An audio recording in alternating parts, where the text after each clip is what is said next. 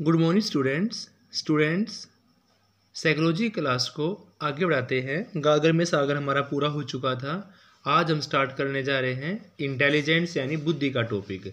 बुद्धि का topic start करते हैं, 2-3 क्लासेस में हमारा भी खत्म हो जाएगा। तो बुद्धि के सबसे पहले हम सिद्धांत पढ़ते हैं कि बुद्धि के सिद्धांत कौन कौन से हैं, कौन कौन से उसके प्रिंसिपल है, किस किस ने दिए, क्या क्या उनके नाम थे। ये आपके 11 दिए हुए हैं यहाँ पर, तो एक एक करके स्टडी करते हैं। बुद्धि का एक कारक यानी कि एक कारक के बारे में बताया था अल्फ्रेड बिने ने। बुद्धि का एक कारक दिया था अल्फ्रेड बिने ने। बुद्धि का द्वि कारक दिया था स्पीयरमैन महोदय ने। और बुद्धि का बहु कारक दिया था थोरनडाइक महोदय ने। फिर आपका बुद्धि के 2 कारक के साथ समूह तत्व मिलाने के बाद वो कारक 3 हो जाते हैं। तो बुद्धि का त्रिकारक भी किसने दिया था? स्पीयरमैन ने।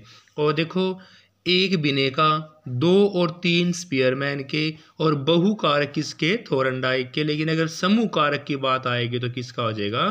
थ्रस्टन का हो जाता है। स्टूडेंट्स दोबारा देखते हैं, बुद्धि का एक कारक किसका है? अल्फ्रेड बिने का है। द्विकारक त्रिकारक स्पीयरमैन का। बहुकारक किसका है? थोरनडाइक महोदय का। और समूह कारक की बात करते हैं तो किसका है? थ्रस्टन का है स्टूडेंट। फिर आपका है बुद्धि का प्रतिमान सिद्धांत दिया गया था थॉमसन या टॉमसन के द्वारा। बुद्धि का प्रतिमान सिद्धांत दिया गया थॉमसन या टॉमसन के द्वारा। और बुद्धि का पदानुक्रमी का, पद के अनुसार पदानुक्रमी का सिद्धांत दिया गया बर्ट या बर्टन के द्वारा। त्रिआयामी, अगर कारक की बजाय आयाम लगा देंगे, त्रिआयामी गिलफोर्ड का हो जाएगा स्टूडेंट्स। त्रिआयामी किसका? गिलफोर्ड का। और पदानुक्रमिक हो जाएगा बर्ट या वर्णन का। प्रतिमान हो जाएगा थॉमसन या टॉमसन्स का। और ब्लूम का तो नाम से क्लियर ही है कि भी बुद्धि का जो ब्लूम सिद्धांत है ब्लूम के द्वारा दिया गया था। और कैटल का भी नाम से है, कैटल का धारा प्रवाह या स्पष्ट सिद्धांत भी कैटल के द्वारा। और बुद्धि का क ख प्रकार की बुद्धि हैब ने बताई। देखो हैब है 2 अक्षर है और क ख भी 2 अक्षर है, तो क और ख है और बै 2 बार याद कर लेंगे। क ख दी गई थी हैब के द्वारा। देखो स्टूडेंट्स, बार बार करने के बाद ही याद होती है। तो आपने ऐसे करनी है कि एक सिद्धांत के बारे में, एक कारक के बारे में बताया बिने ने, 2 कारक 3 कारक के बाद में बताया स्पीयरमैन ने, ज़्यादा होने से फिर बात बन गई थोरनडाइक की, और समूह में शामिल होने के बाद कौन आ गया? थ्रस्टन। प्रतिमान की बात करते हैं थॉमसन टॉमसन। देखो यहाँ प्रतिमान में 4 अक्षर है, प्रतिमान इन्हीं जैसा थॉमसन है। और पदानुक्रमी किया गया था आपका वर्ट या वर्टन ने। त्रिआयाम, देखो ऊपर कारक सिद्धांत है लेकिन यहाँ पर आयाम सिद्धांत लगाने से कौन बन जाएंगे? गिलफोर्ड महोदय बन जाएंगे, त्रिआयामी गिलफोर्ड का। लेकिन उसके बाद आपका ब्लूम का, तो ब्लूम का नाम से ब्लूम ने दिया था। कैटल का धारा प्रवाह तो कैटल ने दिया था। और क ख हैब महोदय के द्वारा दी गई। अब आगे हम परिभाषाएं पढ़ते हैं कि किस किस साइकोलॉजिस्ट के द्वारा कौन कौन सी परिभाषाएं दी गई स्टूडेंट्स। सबसे पहले आपकी वुडवर्थ महोदय की। वुडवर्थ ने बताया कि बुद्धि कार्य करने की एक विधि है। बुद्धि कार्य करने की विधि है, किसने कहा? वुडवर्थ ने। बुद्धि कार्य करने की शक्ति के बारे में बताया वुडवर्थ महोदय ने बताया। थोरनडाइक ने बुद्धि से तात्पर्य पूर्व अनुभव का लाभ उठाने की योग्यता है। पूर्व अनुभव का लाभ उठाने की योग्यता क्या कहलाएगी? ये आपने बुद्धि कहलाएगी, थोरनडाइक ने कहा था। लेकिन तार्किक चिंतन के बारे में तो स्पीयरमैन ने बताया कि बुद्धि जो है वो तर्क करने का चिंतन है, तार्किक चिंतन है। ये किसने बताया? स्पीयरमैन ने। तार्किक चिंतन स्पीयरमैन ने। और बुद्धि अमूर्त विचारों के बारे में सोचने की योग्यता है, ये बताया टर्मन महोदय ने। बुद्धि अमूर्त विचारों के बारे में सोचने की योग्यता है, तो अमूर्त विचारों के बारे में लिख दिया टर्मन ने। बुद्धि अधिगम करने की योग्यता है, अधिगम करने की बात बताई थी स्टूडेंट्स बकिंगम ने। अधिगम करने की बात बताई बकिंगम ने। और नवीन परिस्थितियों से चेतन अनुकूलन की बुद्धि है। नई नई परिस्थितियों से जो चेतन अनुकूलन होता है वो बुद्धि होती है, बताया आपका रोस महोदय ने बताया। किसने बताया? रोस ने। बुद्धि अच्छी तरह निर्णय करने, समझने, तर्क करने की योग्यता है। बुद्धि अच्छी तरह से निर्णय करने की, समझने की, तर्क करने की योग्यता है, ये बर्ट ने बताया स्टूडेंट्स। और गाल्टन महोदय ने बुद्धि को पहचानने और सीखने की शक्ति बताया। गाल्टन महोदय ने बुद्धि को पहचानने और सीखने की शक्ति बताया गया है। दोबारा देखते हैं, ऐसे परिभाषा पूछी जाती कि इनमें से कौन सी परिभाषा किसके द्वारा दी गई। सबसे पहले कौन सी आपकी वुडवर्थ की बुद्धि कार्य करने की विधि है, यानी कि जो जिस प्रकार से कार्य करेगा अपनी बुद्धि के अनुसार करेगा। ये किसने बताया? वुडवर्थ ने बताया। बुद्धि कार्य करने की शक्ति है, कार्य करने की विधि है। फिर थोर्नडाइक मुद्दे ने बताया कि बुद्धि से तात्पर्य पूर्व अनुभव का लाभ उठाने की योग्यता है, कि जो हमने पहले सीखा हुआ है उसको नई परिस्थिति में जोड़कर फिर उसका लाभ उठाना, कि बुद्धि से तात्पर्य पूर्व अनुभव का लाभ उठाने की योग्यता है। स्पीयरमैन ने बताया कि बुद्धि तार्किक चिंतन है। स्पीयरमैन ने क्या बताया? कि बुद्धि तार्किक चिंतन है। टर्मन ने बुद्धि अमूर्त विचारों के बारे में सोचने की योग्यता, बुद्धि अमूर्त विचारों के बारे में सोचने की योग्यता है। और बकिंघम ने बताया कि बुद्धि अधिगम करने की योग्यता है। बकिंघम ने क्या बताया? कि बुद्धि अधिगम करने की योग्यता है। रोस ने बताया कि नवीन परिस्थितियों से चेतन अनुकूलन करना। किसने बताया? बकिंघम रोस ने बताया कि नवीन परिस्थितियों से चेतन अनुकूल करना क्या कहलाता है? बुद्धि कहलाता है। बर्ट ने कहा कि बुद्धि अच्छी तरह निर्णय करने की, समझने की, तर्क करने की योग्यता है। बर्ट ने क्या कहा? कि बुद्धि अच्छी तरह से निर्णय करना, उसको समझना, तर्क करने की योग्यता है। और गाल्टन ने बताया कि बुद्धि पहचानने और सीखने की शक्ति है। स्टूडेंट्स, गाल्टन ने क्या बताया? कि बुद्धि पहचानने और सीखने की शक्ति है। फिर क्वेश्चन ये बोध आया हुआ है कि थोर्नडाइक महोदय ने बुद्धि के कितने प्रकार बताए? तो थोर्नडाइक महोदय ने बुद्धि के 3 प्रकार बताए हैं।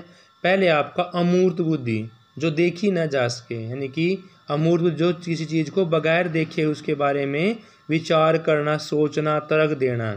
अमूर्त बुद्धि थोर्नडाइक के अनुसार अमूर्त बुद्धि का प्रयोग ज्ञानोपार्जन के लिए किया जाता है। थोर्नडाइक के अनुसार अमूर्त बुद्धि का प्रयोग ज्ञानोपार्जन के लिए किया जाता है। स्कूली शिक्षा के समय अमूर्त बुद्धि की आवश्यकता पड़ती है, यानी जो बच्चा स्कूल में पढ़ता है तो किस प्रकार की बुद्धि होनी चाहिए? उस पर अमूर्त बुद्धि होनी चाहिए। इस स्तर पर बालक गणित की समस्याओं को हल करना, विज्ञान के तथ्यों को याद करना, अन्य विषय को हल करना, ये सारा काम, यानी पढ़ाई के समय हमें अमूर्त बुद्धि की जरूरत होती है। और पढ़ाई से देश में किस का होगा? वकील का होगा, डॉक्टर का होगा, दार्शनिक का होगा, चित्रकार या कोई भी साहित्यकार होता है। इन सभी का संबंध किससे होता है? पढ़ाई से होता है। और पढ़ाई में हमारा कौन सा होता है? अमूर्त चिंतन होता है, अमूर्त बुद्धि होती है। थोर्नडाइक महोदय के अनुसार अमूर्त बुद्धि का प्रयोग जो होता है वो ज्ञान को अर्जन करने के लिए, ज्ञान को अर्जन करने के लिए अमूर्त बुद्धि का प्रयोग किया जाता है, थोर्नडाइक महोदय ने बताया। और स्कूली शिक्षा के समय हमें अमूर्त बुद्धि की ही ज़्यादा जरूरत होती है।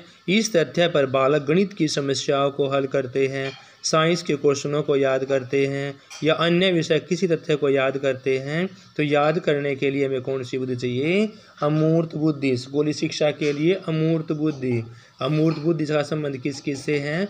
वकील, डॉक्टर, दार्शनिक, चित्रकार और साहित्यकार से। फिर है मूर्त, यांत्रिक और गत्यात्मक। देखो एक ही है, मूर्त, यांत्रिक, गत्यात्मक, तीनों एक ही प्रकार की है। मूर्त हो, यांत्रिक हो, गत्यात्मक हो। और पहली कौन सी थी? अमूर्त। दूसरी कौन सी है? मूर्त। मूर्त का ही नाम क्या है? यांत्रिक। यांत्रिक का ही नाम क्या है? गत्यात्मक। थोर्नडाइक महोदय के अनुसार यांत्रिक या गत्यात्मक बुद्धि का संबंध शारीरिक कौशल से है। जो भी हम अपना काम शारीरिक कौशल की हेल्प से करते हैं, शरीर की हेल्प से करते हैं, इस प्रकार की बुद्धि का प्रयोग भौतिक वस्तु के ज्ञान से होता है। शारीरिक कौशल से संबंध रखोगे तो भौतिक वस्तुओं के ज्ञान से होगा।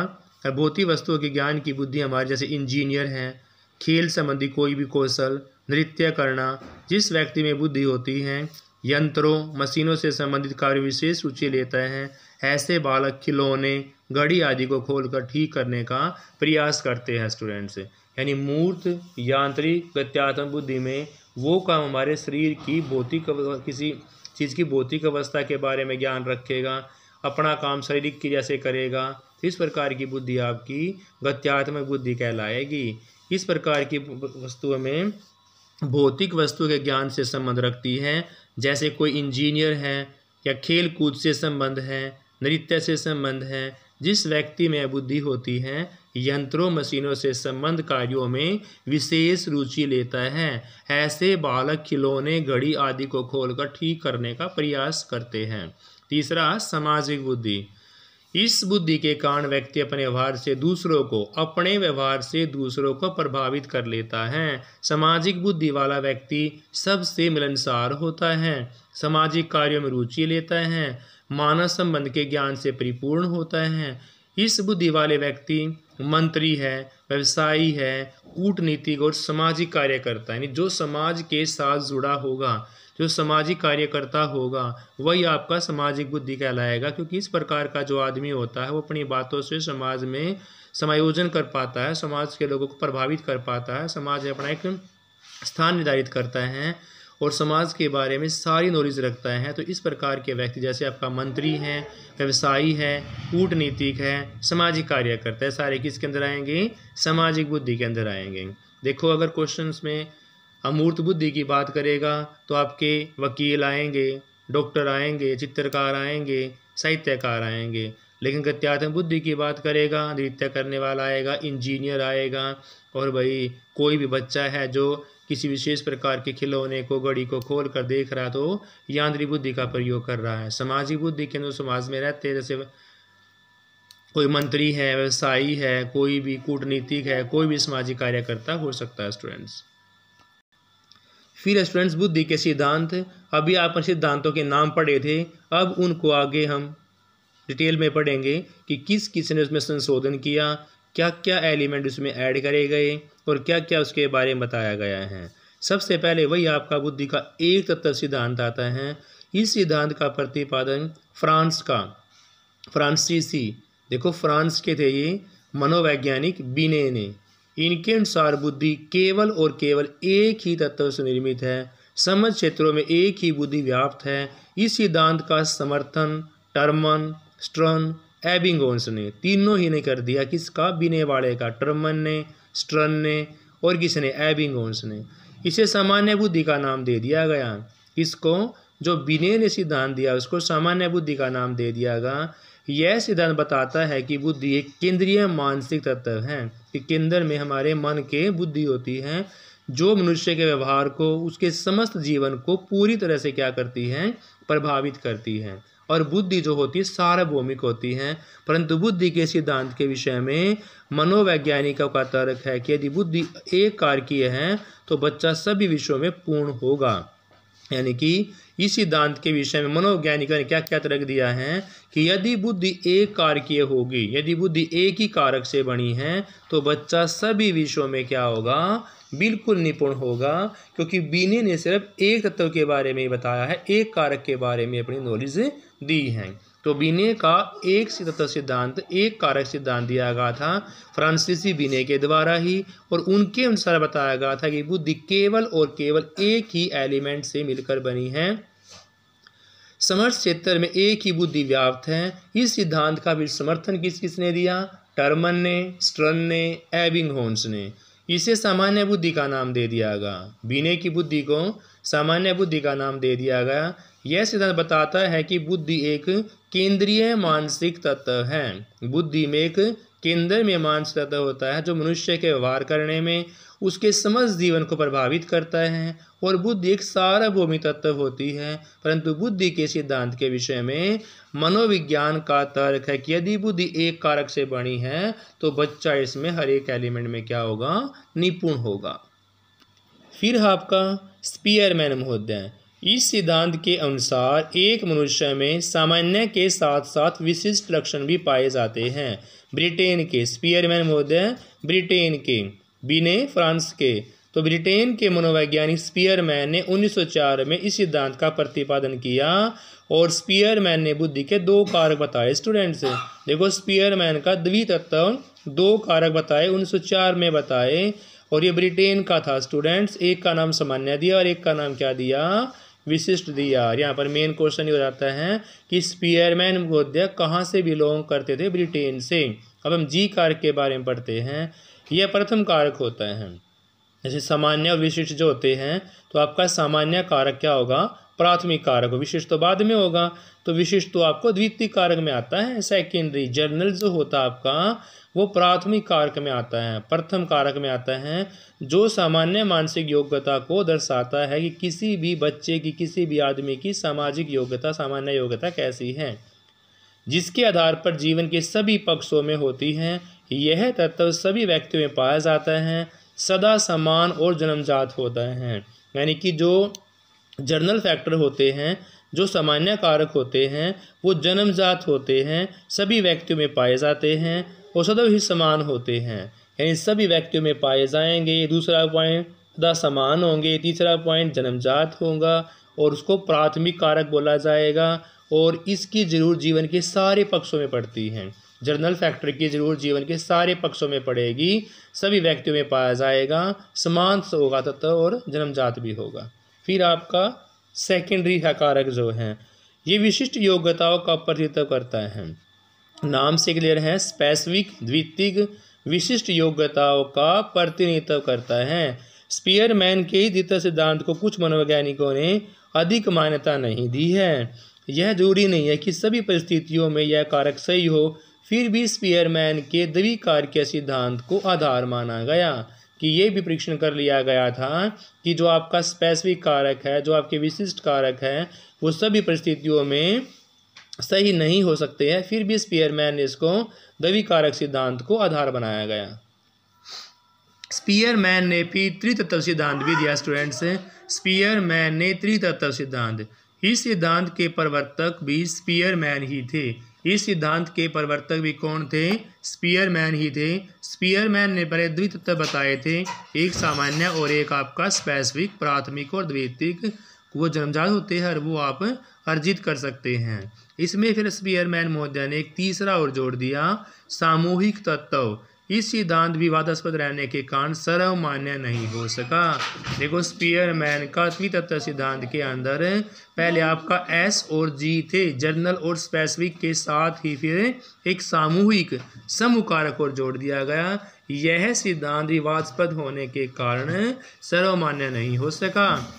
फिर थोर्नडाइक महोदय का आ गया बहुतत्व सिद्धांत। बहुत ज़्यादा थोर्नडाइक ने, बहुत ज़्यादा यानी कि थोर्नडाइक ने बताया, इस सिद्धांत के अनुसार बुद्धि अनिश्चित होती है, स्वतंत्र प्राथमिक तत्वों का माध्य है।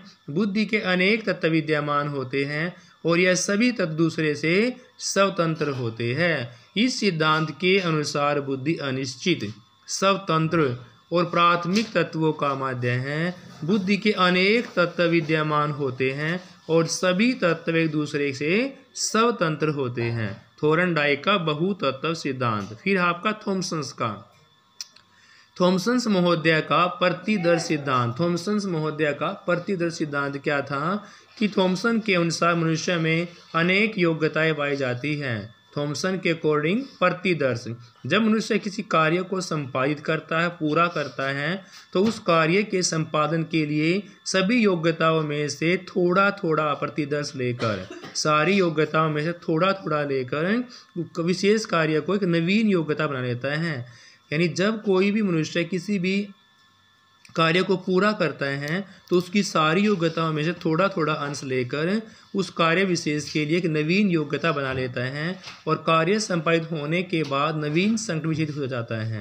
इस सिद्धांत के अनुसार बुद्धि कई स्वतंत्र तत्वों से मिलकर बनी होती है, ना कि एस और जी से। इसमें जी तत्व की व्यवहारिक उपयोगिता को माना गया है कि जो आपका थॉमसन का प्रतिदर्श सिद्धांत है उसमें जी तत्व को भी व्यवहार के कारण उपयोगिता में लाया गया है। देखो थॉमसन ने जो प्रतिदर्श का सिद्धांत दिया था उसके अनुसार मनुष्य में जो अनेक योग्यताएं पाई जाती हैं, तो मनुष्य जब किसी नवीन परिस्थिति में नवीन प्रॉब्लम को सोल्व करेगा तो अपनी सारी योग्यताओं में से थोड़ा थोड़ा प्रतिदर्श लेकर एक नवीन योग्यता बना लेगा, जिससे उस कार्य को आसानी से संपादित कर लेगा और जो फिर नवीन योग्यता है वो अपने आप ही लोप हो जाती है और इसमें जी तत्व की व्यवहारिक योग्यता ज़्यादा उपयोगी मानी गई है स्टूडेंट्स। फिर है थ्रस्टन महोदय का समूह तत्व सिद्धांत। क्या है? थ्रस्टन महोदय का समूह तत्व सिद्धांत है। थ्रस्टन ने बुद्धि के 7 मानसिक योग्यताएं बताई थी। थ्रस्टन महोदय ने बुद्धि की 7 मानसिक योग्यताएं बताई। ये 7 मानसिक योग्यताएं कौन कौन सी हैं? परीक्षण योग्यता, जो स्पेशल एबिलिटी होती है जिसको हम एस से जानते हैं। अंक योग्यता, नंबर की योग्यता जिसको हम एन से जानते हैं। शाब्दिक योग्यता, वर्बल एबिलिटी यानी जिसको वी से जानते हैं। और जो वाक है वर्ड फ्लुएंसी यानी कि डब्ल्यू से जानते हैं। स्मरण शक्ति आपकी एम होती है। तार्किक योग्यता क्या होती है आपकी, रीजनिंग एबिलिटी यानी कि आर होती है। पर्यवेक्षण शक्ति आपकी होती है परसेप्शनल एबिलिटी यानी कि पी। तो बुद्धि के अंदर हमारा एस स्पेशल एबिलिटी भी होता है, न्यूमेरिकल एबिलिटी भी होती है, वर्बल एबिलिटी भी होती है, वर्ड फ्लुएंसी भी होती है, मेमोरी एबिलिटी भी होती है, रीजनिंग भी होती है, और क्या होता है, परसेप्चुअल एबिलिटी भी होती है। तो बुद्धि थर्स्टन महोदय के अकॉर्डिंग 7 मानसिक योग्यताओं में बताई गई है। किसके अकॉर्डिंग, थर्स्टन के अकॉर्डिंग 7 मानसिक योग्यताओं को एक जगह शामिल करके फिर समूह बुद्धि बनती है। प्रेक्षण योग्यता, अंक योग्यता, शाब्दिक योग्यता, वाक योग्यता, स्मरण योग्यता, तार्किक योग्यता और लास्ट आपका पर्यवेक्षण योग्यता स्टूडेंट्स। फिर है बर्ट या वर्नर का कर्मिक महत्व सिद्धांत। स्टूडेंट्स, यह सिद्धांत प्रत्येक मानसिक योग्यता को कर्मिक महत्व प्रदान करता है। जो बर्ट और वर्नर का कर्मिक, कर्म से नाम से क्लियर है, बर्ट या वर्नर ने कर्मिक सिद्धांत दिया था।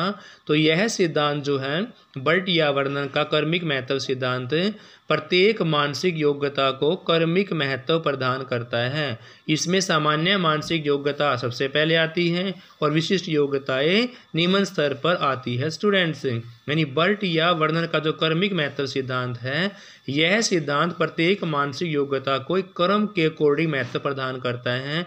इसमें सामान्य मानसिक योग्यता सबसे पहले आती है और विशिष्ट योग्यताओं का निम्नतम स्तर पर थी। तो स्टूडेंट्स, यहाँ तक आपकी क्लास कंप्लीट होती है।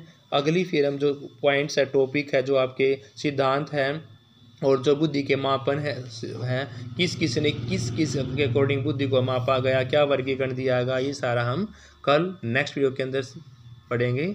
Have a nice day students. Please class को लाइक शेयर अवश्य किया करो स्टूडेंट्स।